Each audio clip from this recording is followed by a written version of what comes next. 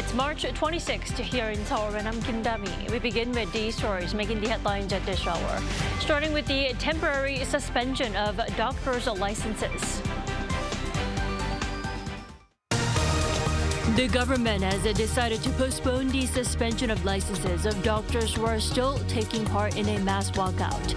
Medical school professors began submitting their resignation letters on Monday and are now working at a reduced 52 hours per week. The UN Security Council has called for an immediate ceasefire in Gaza for the first time since the conflict began in October. But the U.S. didn't veto the measure, which prompted a strong rebuke from Israel. Russian President Vladimir Putin acknowledged for the first time that radical Islamists carried out the deadly attack at a concert hall in Moscow. But he is also certain that they were linked to Ukraine. The South Korean government has decided to put the suspending of licenses of doctors on a mass walkout on hold for now. Still, medical school professors started to step down from their posts on Monday. Our Song Yujin leads us this morning. The Korean government has reportedly postponed the suspension of medical licenses for trainee doctors who've walked out in protest of increasing the med school admission quota. Suspensions were set to start on Tuesday, but an unnamed official from the presidential office told Yonhap News on Monday that things are on hold temporarily. The official said the government cannot carry out license suspensions while trying to engage in dialogue with the medical community. Over the past several days, the government has been softening its hardline stance. On Sunday, President Yoon asked Prime Minister Han Duck-soo for flexible measures to resolve the dispute and establish a constructive council for consulting with doctors. Health Minister Cho Kyu-hong on Monday also described such efforts by the government. The government has immediately begun working towards establishing discussions with the medical community and will come up with a day for both sides to sit down for talks as soon as possible. But the minister made it clear that the government will stick to its original plan to increase the med school quota by 2,000 from next year. We will certainly complete the goal of the expanding medical school admissions for the first time in 27 years. We ask for your support until the end. The medical community says it's willing to talk, but with conditions. Unless the government withdraws its plan to increase the medical school quota and allocation, this crisis cannot be resolved. We are ready to discuss all pending issues in front of the public, but I don't believe withdrawing the plan equals to eliminating the expansion entirely. But it appears there's still a long road ahead for dialogue.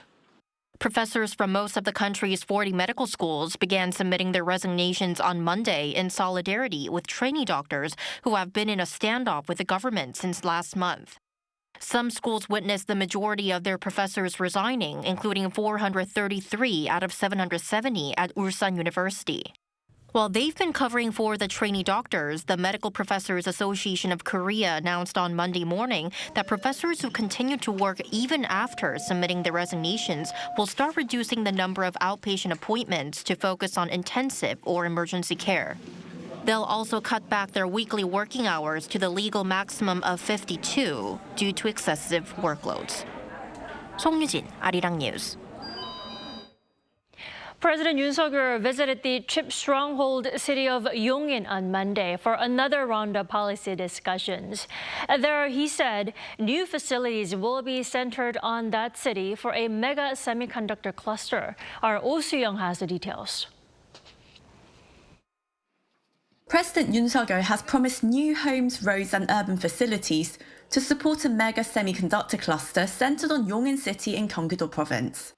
This came on Monday as he held the 23rd edition of his series of public policy discussions with citizens. Returning to Yongin, where he held his first policy talk on building a semiconductor mega cluster in the wider province, Yoon laid out plans to scale up the quality of work and life in the city through supportive infrastructure projects. As chip giants Samsung and SK Hynix invest some 500 trillion won or $372 billion into the city as the axis of the semiconductor belt, according to the government's estimates, new residents and commuters are expected to flood in to top 1.5 million in the near future. 용인이 이렇게 커 나가기 위해서는 행정, 교통, 주거를 비롯해서 민생과 직결된 인프라를 확실하게 구축하는 것이 가장 중요합니다. This includes a semiconductor expressway stretching across the cities of Yongin, Hwasong and Ansong. Yoon also said the national highway Route 45 will be expanded, along with improved roads and railway lines connecting the provincial cities to enable an easier commute. To upgrade urban livelihoods for new city dwellers, Yongin will create a residential and cultural complex town along with smaller townships to provide quality housing and amenities for the younger generations and senior citizens. A new Semiconductor Meister High School will also open in Yongin to foster a local talent pool for the surrounding chip industry. To facilitate these plans, the government will push to enact a law on special cities to give them more decision-making authority for their respective development projects.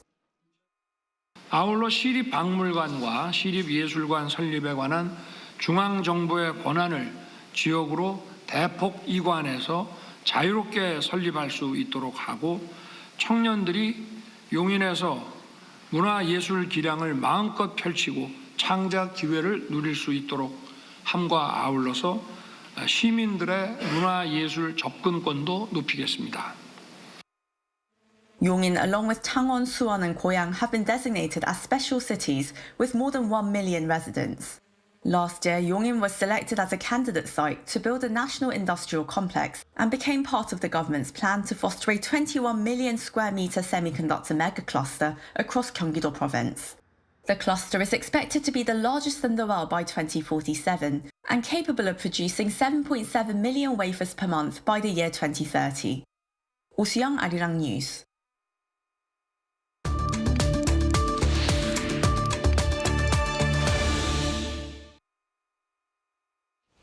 North Korean leader Kim Jong-un's sister Kim Yo-jong said in a statement on Monday that a Japanese Prime Minister Fumio Kishida expressed a desire to meet with his North Korean counterpart at an early date. For more, we're joined by Dr. Mark Barry. Thanks for joining us. Good morning. Good morning. What's the North's intention by making Kishida's offer public? I mean, why let the world know about it? Well, the February statement, not this month's statement, was actually rather, reasonable, hopeful, slightly hopeful tone. And that's fine.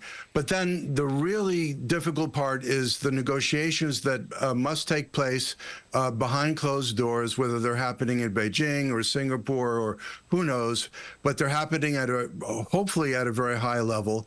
But I believe that Kim Yo-jong's remarks yesterday kind of threw cold water on the process, and it doesn't make it easier for the diplomats or other senior political figures who may be negotiating this to get this done. And on top of it all, this afternoon or this evening, there was supposed to be a football match between Japan and North Korea in Pyongyang, a qualifier for the 2026 World Cup. And all of a sudden, North Korea decided they didn't want to have the Japanese come, allegedly because of quote-unquote disease among some of the players or staff.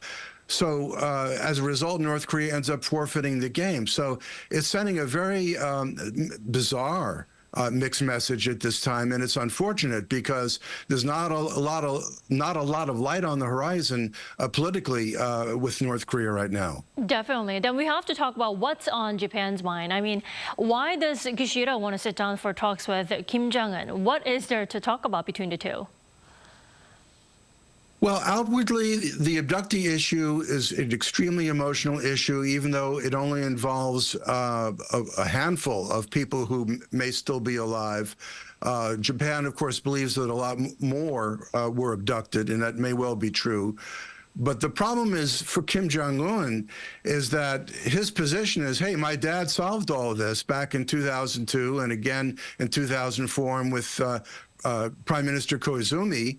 And, if you want to come see me, that's great. We have a lot to talk about. But the abductees is no longer an issue. So outwardly, that's one of the reasons that Kishida believes he needs to come. And of course, it will improve his rather low popularity and the scandals going on among some of the factions in the LDP party. But also, the Kishida is quite concerned with the military situation in North Korea, the fact that missiles are being launched and many of them landing in Japan's wider economic zone. And quite frankly, I think he's also, Kishida is quite concerned with the closer relationship between North Korea and Russia for a lot of reasons, because that's allowing a bad actor even more access into the neighborhood. And as it is, Japanese-Russian relations have never been all that great since the end of World War II. Dr. Barry, then I have to ask you, how likely is it that such a meeting will actually happen? I mean, you've hinted to me earlier before we went on air, Cuba can play a role here. Let's talk about that. Well, my point with Cuba is that I applaud President Yoon starting the opening of relations with Cuba, because it really has not improved with the United States, despite Obama reestablishing diplomatic relations. But the interesting thing about Cuba and North Korea is that they have astoundingly good relations.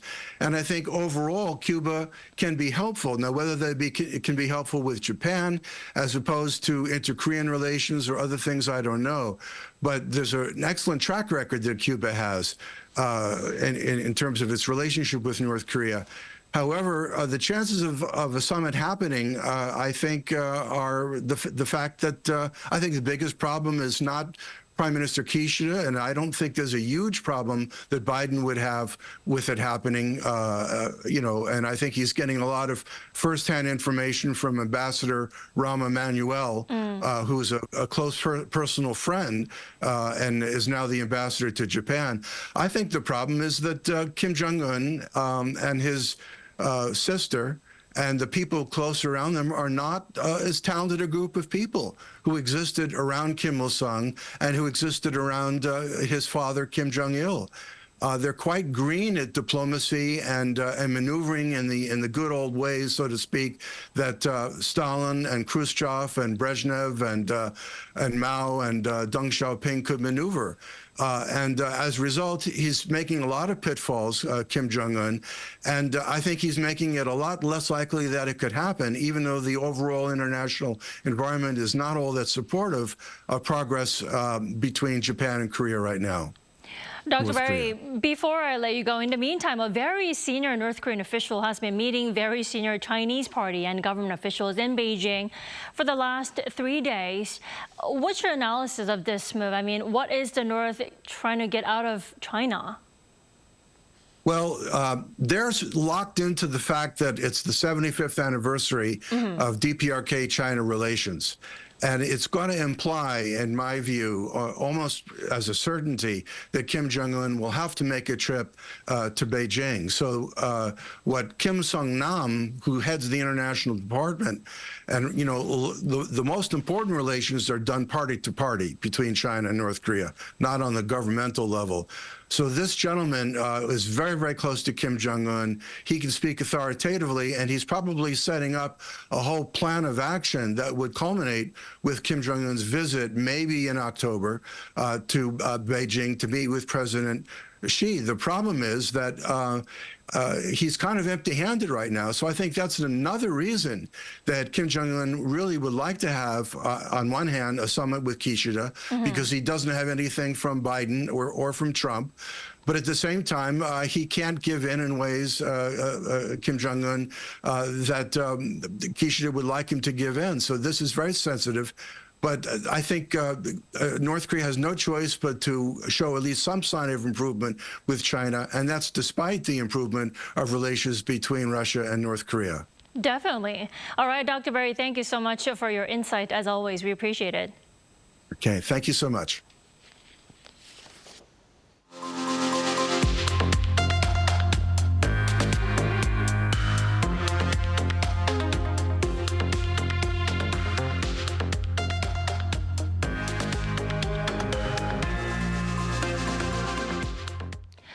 Despite Islamic State claiming responsibility for last Friday's terror attack at a concert hall in Moscow that killed over 130 people, Russian President Vladimir Putin insists Ukraine was involved. While Putin acknowledged the Islamists conducted the act, he says Ukraine was ultimately behind it. Lee Seung-jae reports. For the first time since the deadly terror attack at the Crocus City Hall near Moscow, Russian President Vladimir Putin acknowledged that radical Islamists were behind the attack that killed at least 139 people, including 3 children. We know that the crime was committed by the hands of radical Islamists, followers of an ideology that the Islamic world itself has been fighting against for centuries. However, despite ISIS releasing a 90-second video claiming responsibility for the deadly terror attack, Putin insisted that Ukraine was ultimately behind the attack. And immediately a question arises: who benefits from this? This atrocity may just be a link in a whole series of attempts by those who have been at war with our country since 2014 by the hands of the neo-Nazi Kiev regime. And the Nazis, as is well known, have never hesitated to use the dirtiest and most inhumane means to achieve their goals. Washington once again refuted the accusation, calling it a propaganda campaign by the Kremlin, emphasizing that the Islamic State alone carried out the attack and had no connection with Ukraine. France also contradicted Putin, saying that their intelligence indicate radical Islamists were behind the attack and not Ukraine. Meanwhile, at a counterterrorism meeting chaired by Putin, the head of the committee investigating Friday's terror attack said it was carefully planned and prepared. It also said that all 4 key suspects, all of whom were Tajikistan nationals, pleaded guilty in court and testified in detail about the instructions given to them before carrying out the deadly attack. It's been reported that 3 more men from Tajikistan have been detained on suspicion of helping prepare the terrorist attack. Lee Seung-jae, Arirang News. The UN Security Council has demanded an immediate ceasefire between Israel and Hamas, urging an end to the hostilities that have devastated Gaza. This critical resolution, though widely welcomed globally, has left Israel dissatisfied with the U.S. Shin Se-byuk has more. The United Nations Security Council on Monday adopted a resolution demanding an immediate ceasefire between Israel and the Palestinian militant group Hamas. The resolution, which passed 14-0 with the U.S. abstaining, demands an immediate ceasefire that could lead to a permanent and sustainable truce. It also called for the immediate and unconditional release of all hostages. This marks the first time the Security Council has adopted a resolution demanding a ceasefire related to the situation in Gaza. This bloodbath has continued for far too long. It is our obligation to put an end to this bloodbath before it is too late. The U.S. explained its reasons for abstention, stating that while it agrees a ceasefire is necessary, it believes certain, quote, key edits were missing in the resolution. Certain key edits were ignored, including our request to add a condemnation of Hamas. The White House National Security Advisor John Kirby stated in a briefing later the same day that the U.S. decision not to exercise its veto does not indicate a shift in U.S. policy direction. Kirby added that the U.S. backed a ceasefire but did not support the resolution because the text did not condemn Hamas. Following the adoption, Hamas welcomed the UNSC resolution, saying it was ready to engage in an immediate prisoner swap with Israel. Meanwhile, Israel, which has consistently opposed a ceasefire on the grounds that it would solely benefit Hamas, expressed particular dissatisfaction with the United States for not using its veto power this time. This led to Israeli Prime Minister Benjamin Netanyahu abruptly canceling the planned visit of a high-level delegation to the U.S. next week. The White House expressed its very disappointment over Netanyahu's decision, but said talks between U.S. National Security Advisor Jake Sullivan and Israeli Defense Minister Yoav Gallant would go ahead. Shin Se-byuk, Arirang News. South Korean football player Son Jun-ho returned home on Monday after being detained in China for 10 months over allegations of corruption. The former national team veteran who played for Shandong Taishan in the Chinese Super League had been detained since May 2023 on alleged bribery charges, with Chinese media previously reporting that his case may be linked to match-fixing allegations involving the coach and other players on Son's team. Seoul's foreign ministry said it had requested cooperation with Beijing through various channels to ensure a swift and fair process.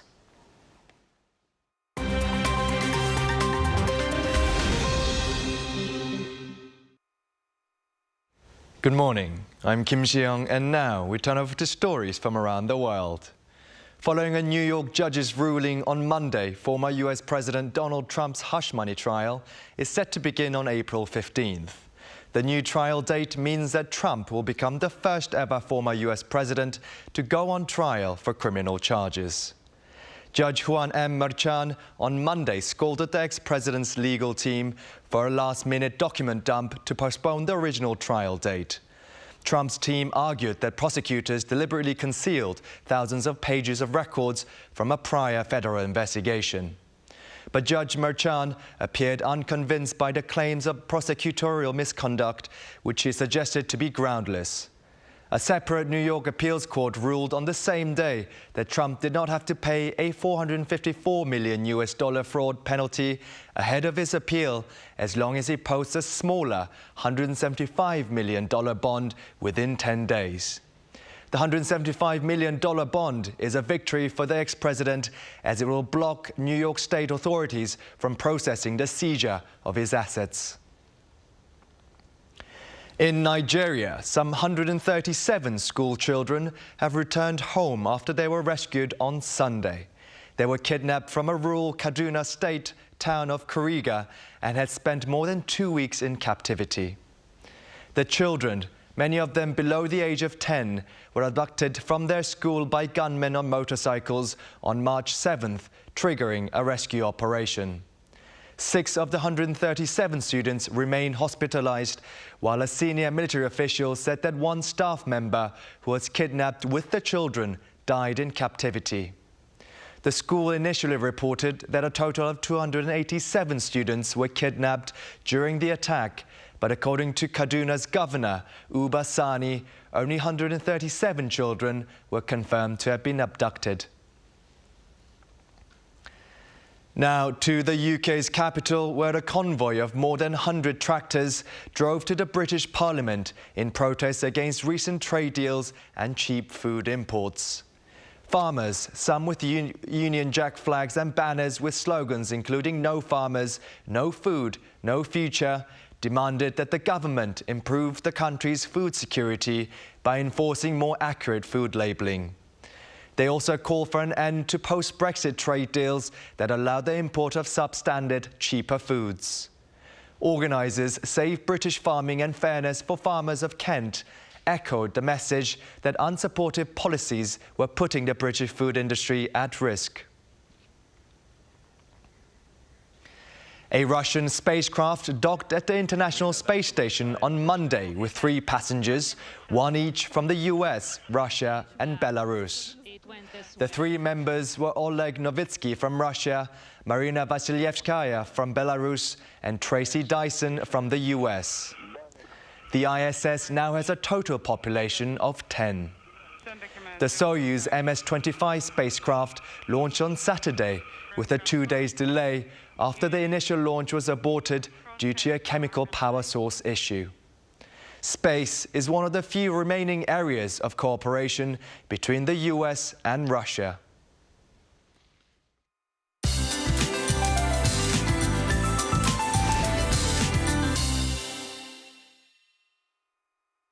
Good morning. If you're visiting Korea, I hope you are adjusting well to the changeable weather. Well, rain has been soaking the country since yesterday, and right now rain is pounding down on Jeju Island. It will continue to rain or snow through the afternoon. 5 to 30 millimeters of more rain is in the forecast across Korea. Then rain will let up from the western regions as early as before lunch, but the concern is higher for the east of Gangwon-do with more snow in the forecast. Mountainous regions in Gangwon-do will see up to 15 centimeters of more snowfall through late this afternoon, with heavy snow alerts in place, while a wind advisory has been issued for the southeast coast and Jeju Island. Starting out the day, 3 to 8 degrees lower than yesterday, but highs will be similar in most places. So topping out at 13, Gwangju at 14 degrees with some sunshine in the west by the mid-afternoon. Then more rain chances for Thursday, but the weather looks more promising towards the weekend. That's Korea for you, and here's a look at the international weather conditions.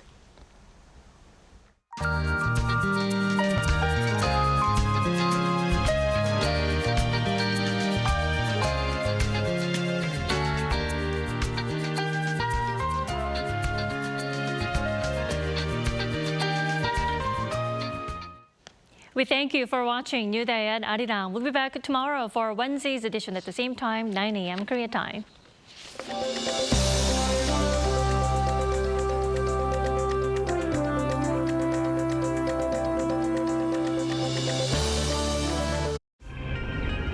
한국에 오면 먹어야죠.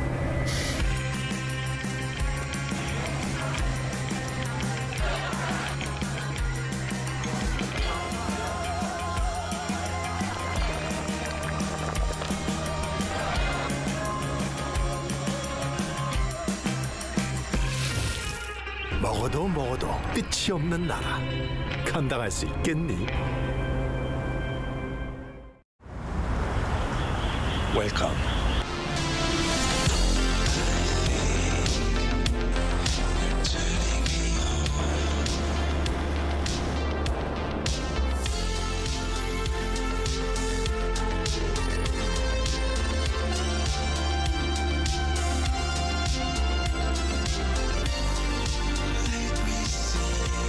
(24시간) 불이 꺼지지 않는 나라. 감당할 수 있겠니?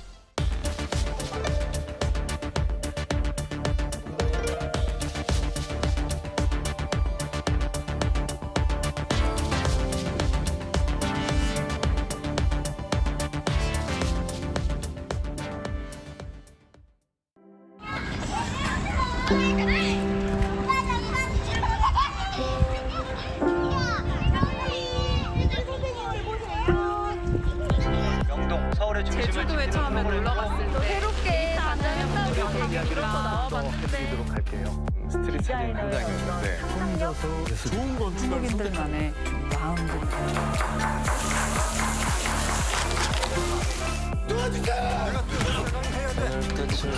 같이 갈래요?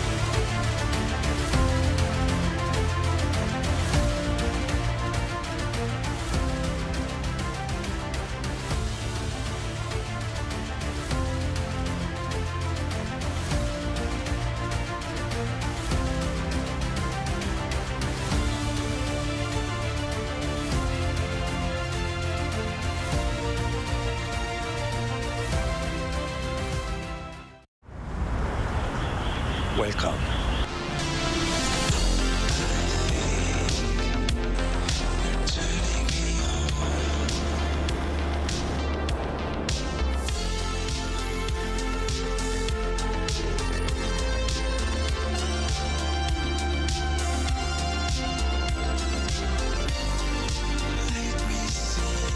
(24시간) 불이 꺼지지 않는 나라. 감당할 수 있겠니? Welcome.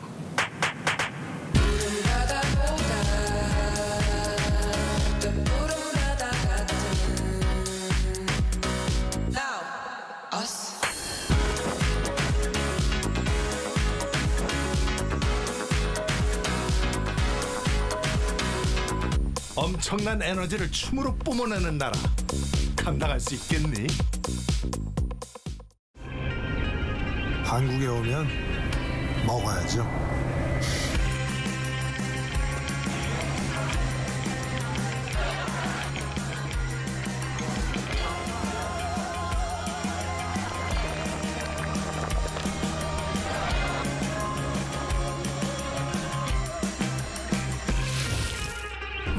먹어도 끝이 없는 나라. 감당할 수 있겠니?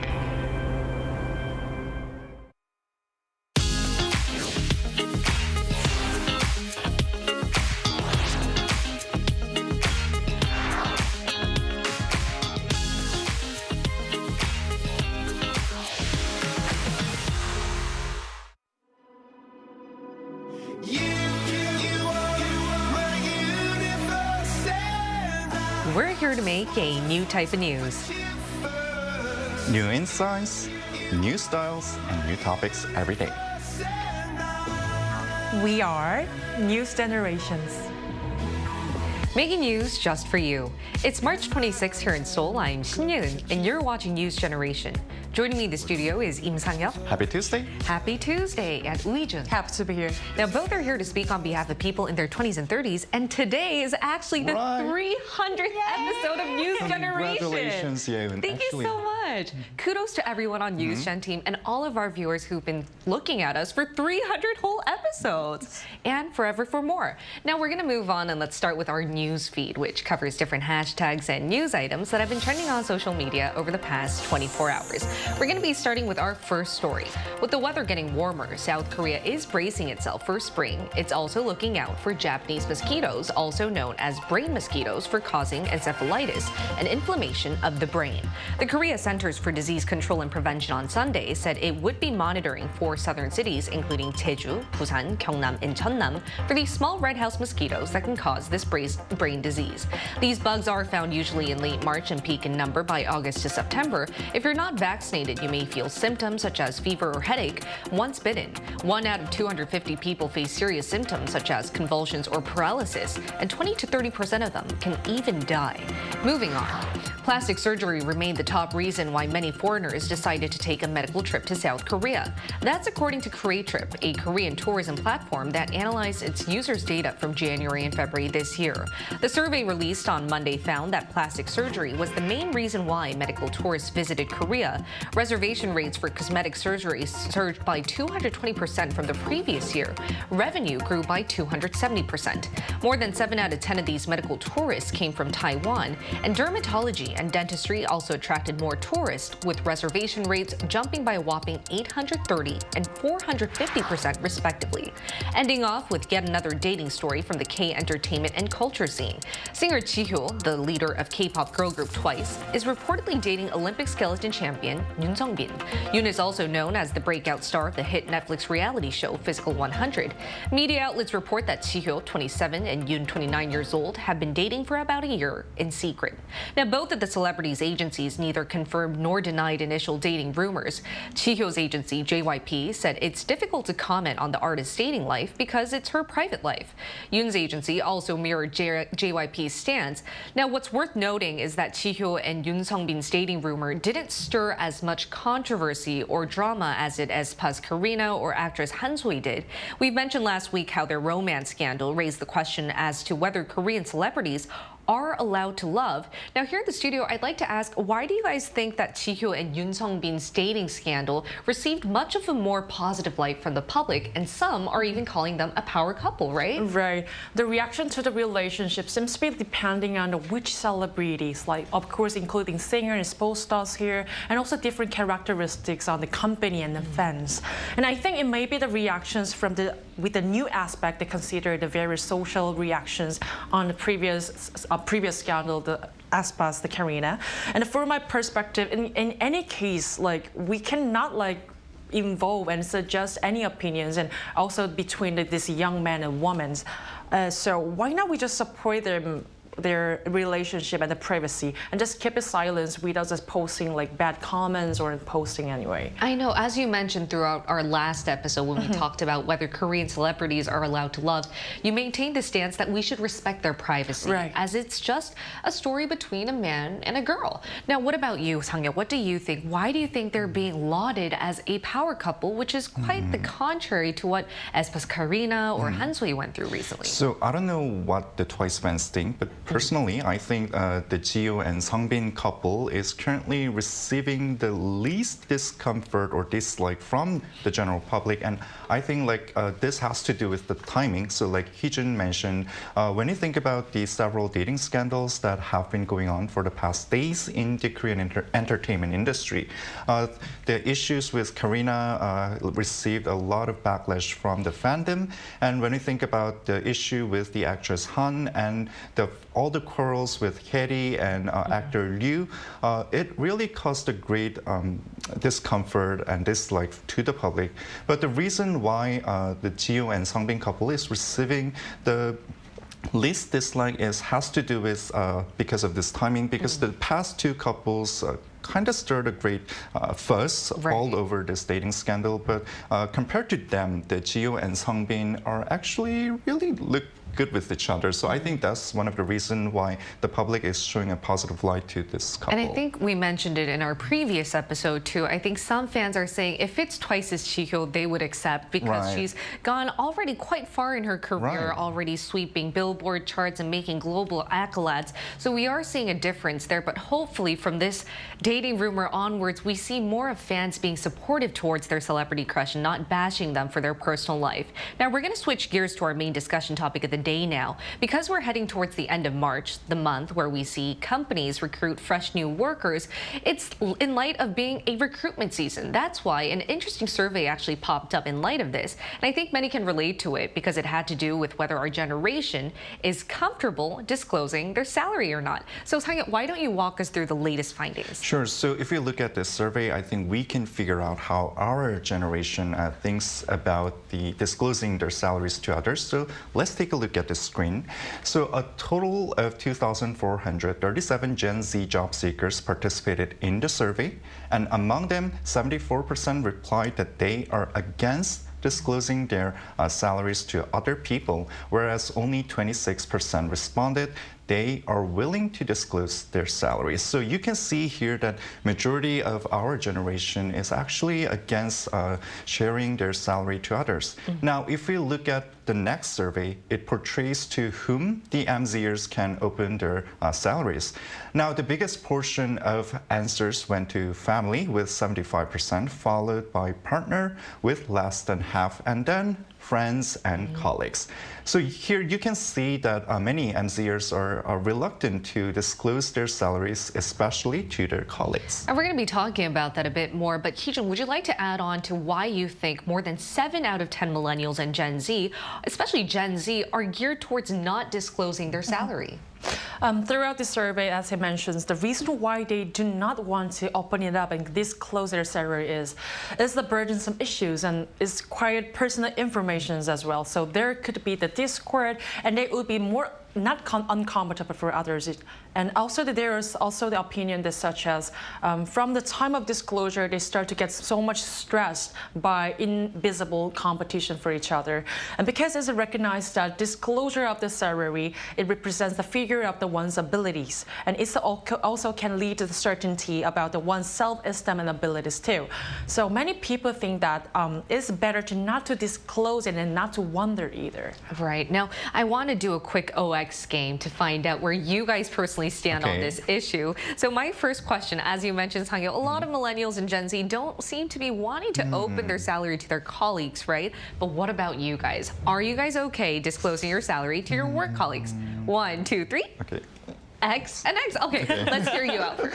Okay, so I wouldn't necessarily share my salary with colleagues, and it's a matter of consideration rather than sharing some useful job information to my colleagues. So if my salary is higher than my peers, then obviously he would think what's wrong with this wage gap, and this could make our relationship kind of awkward. Right. And on the other side, if my salary is lower than my counterpart, in this case, then I would feel this kind of concerns and anxiety. Did I do something wrong in the office?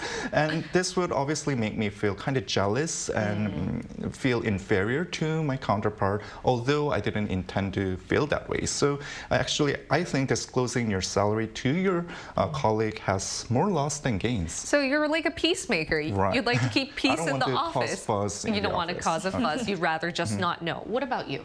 Well, I go for X.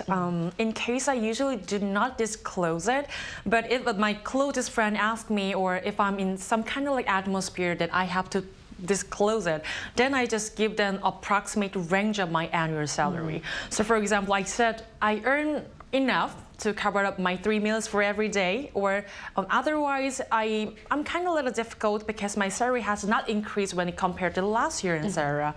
And not everyone will, but I also have no choice not to be like sensitive when it comes with the financial problem. And also it's same as like how much you get for your effort. So I'm kind of like sensitive for this, and being evaluated for my ability by my amount, my salary. So I think that's why the other millennials are quite sensitive about this issue. So I don't really ask or wonders about it. Whether it be because it might spark competition, or you think that it's personal information, and because it is a barometer of your professional skill set, and that is a subjective matter, it could be sensitive. Then my next OX question is, what about to your family and friends? Would you be able to show all of your salary to the closest people in your lives? Ready? O or X? Go. Okay, you're in the middle. And what about your X? Okay, why? Okay, so for my family, first of all, my parents are obviously curious about my salary, but it's not because they're worried, but they just wonder whether their son is doing his job in society, and they're also wondering whether he can actually bring home the bacon.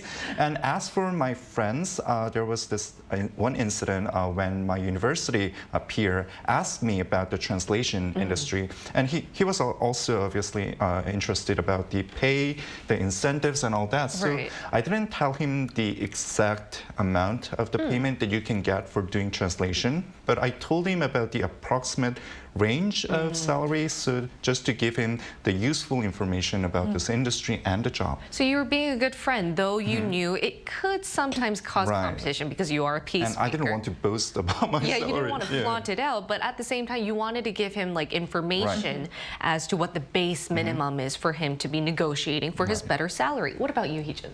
Well, another X for me. I don't personally disclose it to my parents either, and if I reveal it, it won't be such a big problem. But I'm also quite cautious about the disclosing because my salary might not meet my parents' expectations or might be overestimated somehow.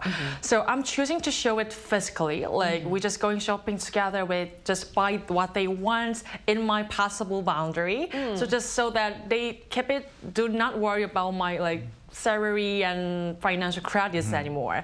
So since it is my annual salary, so I prefer to keep it to myself and taking a self-measure for this. And I think I will naturally disclose it and open it up when the time comes, when the time comes. And I think it's a great idea for you to just show to your parents that you're doing well. You're eating 3 meals a day by your own, and you're able to buy them good food. Do not worry. Do not worry. It's a typical Korean parent. Typical Korean parents. Now, we asked the same question to our viewers as to who they could share their salary to. If you take a look at the screen, you can find out what 3 of them had to share with us.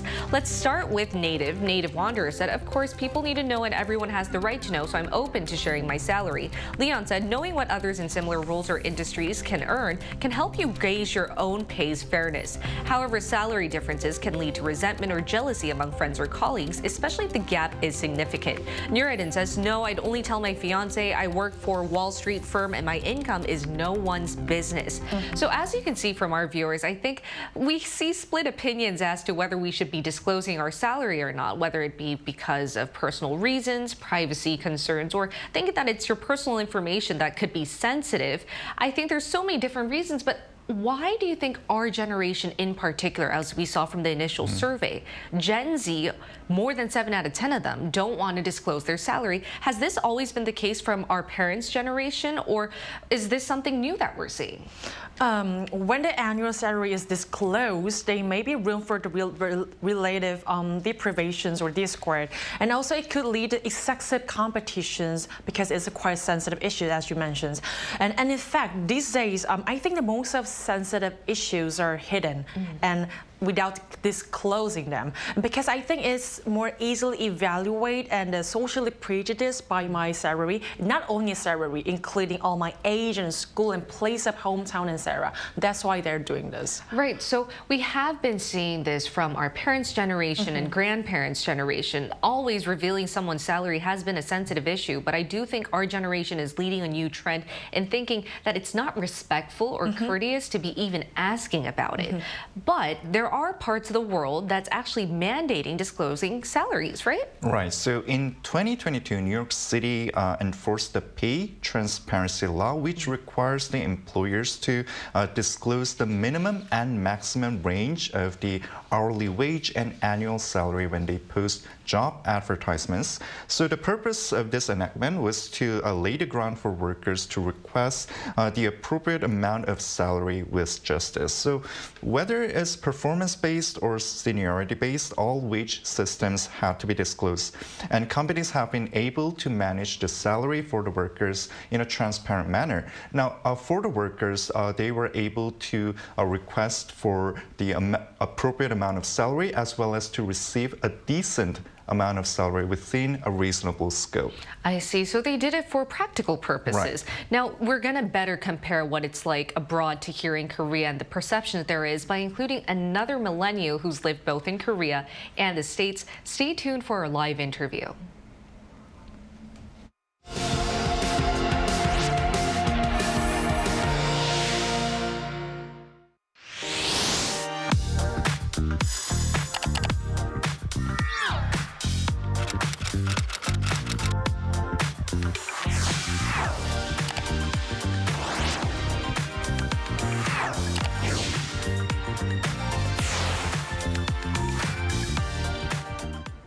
We're now going to turn to a fellow Gen Z who's currently working as a job recruiter in California and the States. It's Hannah Kim. Welcome, Hannah. Hi, thanks for having me. All right, Hannah, we've been telling you how it's like here in Korea, but could you give us a better comparison to the States? How common is it for people to disclose their salary in the States? Is it a sensitive issue like it is here in Korea? I would say in the U.S. it is still a sensitive subject. I wouldn't say it's held to the same standard of sensitivity as it seems to be in Korea. For example, we definitely are a little bit more inclined to tell our friends and family and partners as well what the salary is, even colleagues, but maybe not in the adjacent, as long as they're not in the same department or team. So it is still something that is sensitive, though there is a little bit more openness regarding that conversation overall. I see. Okay, I see, Hannah. I can relate to your idea since I also lived in the States. Now, then, usually, how far do people go when it comes to telling their people about how much they gain? Who can they actually tell about the salary? Friends, families, members? What do you think? Yeah, depending on how far, I would relate it to how close you are to everyone involved. So family, you might give a more exact number. Friends, you might give more of a range. Colleagues, if you do share, for example, me and my colleagues have shared, it is more given as a percentage, so that way you aren't directly saying the numbers, but they can kind of work out the math if they need to. Ultimately, because of similar reasons that you mentioned, we definitely don't want to be competing or comparing against each other. But since we aren't working with our friends or our family for the most part, there's no need to compare in that sense when it comes to our performance. But it's definitely still something that we are mindful of. It's not something that you just ask point blank. Right. Thank you for your opinions. And what about, like, how do you think are the pros and cons behind the disclosing your salaries? Pros, I would definitely say you want to make sure that you are being paid fairly, and that you aren't being taken advantage of for doing the same tasks as your colleagues. And just in general, having that transparency with your company, I think, helps build that trust to a certain extent. But cons could definitely be, as some of the reasons you mentioned earlier, involves introducing jealousy into any coworker relationships. Sometimes people may take, most times I should say, people may take the salary that they're making as an indication of their performance. So if everyone is doing the same job, they should be being paid the same. And if someone finds out that's not the case, that could definitely lead to more job dissatisfaction, jealousy. And those are things that generally, obviously the company would like to avoid, but ultimately isn't very productive in the long run for yourself and Hannah, other coworkers. I think you mentioned a really good point there. I think our generation really prioritizes transparency, because though we're used to living in a very hyper-competitive environment where you can compare yourself with so many different people, whether it be online, offline, with social media's advent, you can see so many outstanding people out there. I do think that our generation, having been growing up in a generation where we can have so much access to information, we need to know what the bare minimum is for the amount of work and time we're pulling in. So I think transparency really encapsulates the biggest trait of our generation. And thank you so much, Hannah. It was a pleasure hearing your insight today. Thank you so much. All right. Now, based on today's discussion, I would like to ask our panelists in the studio whether you guys think it's wise to disclose your salary to your friends, colleagues, or family members. Have you guys withered, in your opinion, based on our discussion today? So throughout today's episode, I emphasized that there is more loss than gain when you open up your salary to others. And like Hannah mentioned, it could provoke jealousy among the colleagues, and it wouldn't really have a positive impact to the office culture. But I do agree that exposing the approximate range of the salary could help the job seekers when they look for jobs, as we have seen in the New York City's case. And for me, when I skimmed through the job posts online, I was even able to witness that many companies are really unclear about the exact amount of salary. And to be honest here, and we also talked about this in yesterday's episode, money is not everything. But it isn't. Actually, we work to make our ends meet. So it is really important part of our daily lives, and we have the right as a worker to know about the approximate amount of the salary the company gives. And expounding on your point just now, I think the reason why some people from our generation are curious or ask their friends or family members or even their partner how much they earn, it isn't really a jealousy-evoking question. It's really just to know the bare minimum or what the average is for that industry, for them to hop on jobs. And we're seeing more of that, as we constantly mention on NewsGen. Our generation has the tendency to constantly want development and self-fulfillment through our careers. And I think money, though it's not the most important or pivotal thing that we seek for, it is the minimum that we do look out for when seeking out jobs. Now, Heejun, what's your ending note today? Well, these trends seem to be quite sensitive due to the social phenomena here. And the people try to evaluate and quantify throughout all the information the individual has. And personally, as I said from the last topic and how to invest the funds, I think I can be a little sensitive and introverted when it comes with financials. But I'm sure that there are people who don't. But I think that basically it's good for both of them not to ask or wonder. If they disclose at first, I'm able to listen, but it's quite personal freedom to speak or not on this kind of issues. So I think it is necessary to understand other people's points of view. And I think for those of people who really didn't understand before why some could take it sensitively. Hopefully, today's episode shed light as to why some people think that salaries are a very important personal information that they may not want to disclose. And I think at the end of the day, it's about respecting boundaries and communicating it well with your friends, family, or even colleagues. Now, in the meantime, we'll be here every day from 9:30 to 10 a.m. Korea time, bringing you more topics young people are talking about. Special thanks to Im Sang-hyuk. Thank you and happy 300th anniversary. Happy 300th anniversary. And Uijun. Congratulations. Thank you so much. And thank you everyone for watching us for 300 episodes and for forevermore. Now, we'll see you tomorrow, and we are News Generation. You and I.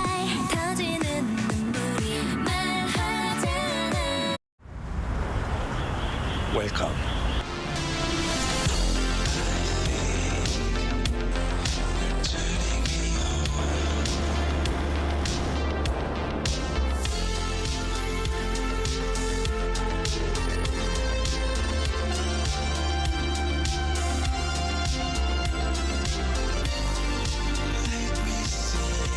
(24시간) 불이 꺼지지 않는 나라.